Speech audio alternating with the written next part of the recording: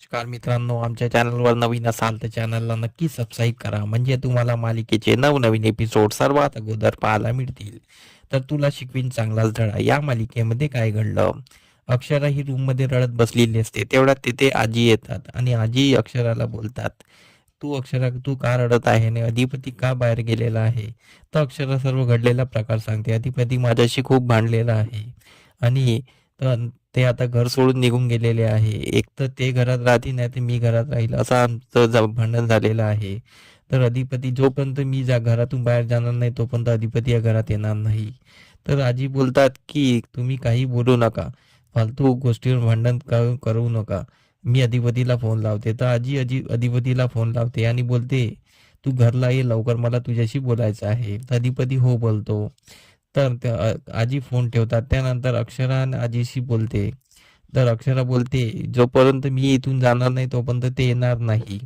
तर आजी बोलते की तू त्याची पत्नी आहेस, तू अशी बोलू नको, तू त्याला दणक्यात सांग मी कशाला घर सोडून जाऊ, हे माझं घर आहे, मी या घराची लक्ष्मी आहे, असं त्याला सांग. तर अक्षरा बोलते, नाही, मी तसं सांगू शकत नाही, कारण की मी जोपर्यंत जाणार नाही तोपर्यंत ते या घरात राहणार नाही. तर अधिपती आलेला असतो. इकडे भुई आणि दुर्गा बोलत असतात आणि दुर्गा बोलते की अधिपती जर घरी आले तरी अक्षरा इथेच थांबेल, तर काही ना काही केलं पाहिजे. तर भुवनेश्वरी बोलते, असं काही होणार नाही, त्यांना तर घरातून बाहेर जावंच लागेल, हे निश्चित आहे.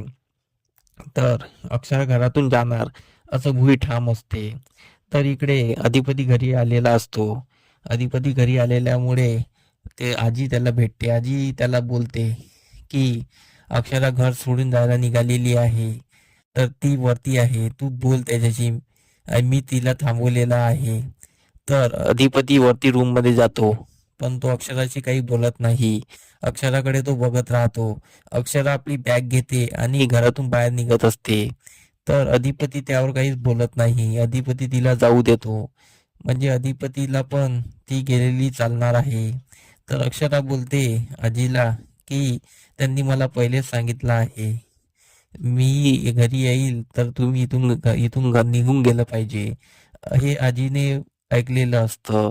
तर आजी पण विचार करत असते, पण आजी बोलते, भुई पण माझी मुलगी आहे आणि ते माझ्या पोटचा घोडा आहे, मी तिच्या खिलाफ तर बोलू शकत नाही, पण तू या घरची लक्ष्मी आहे, मी तुला थांबवू शकते. तर अक्षरा काही थांबवत नाही. अक्षरा घरातून जायला निघत असते. अधिपती मग तिला काही अडवत नाही. आता हे पाहणं रंजक ठरणार आहे की अधिपती अक्षराला थांबवणार का, की अक्षरा नेहमीसाठी अधिपतीचं घर सोडून निघून जाणार.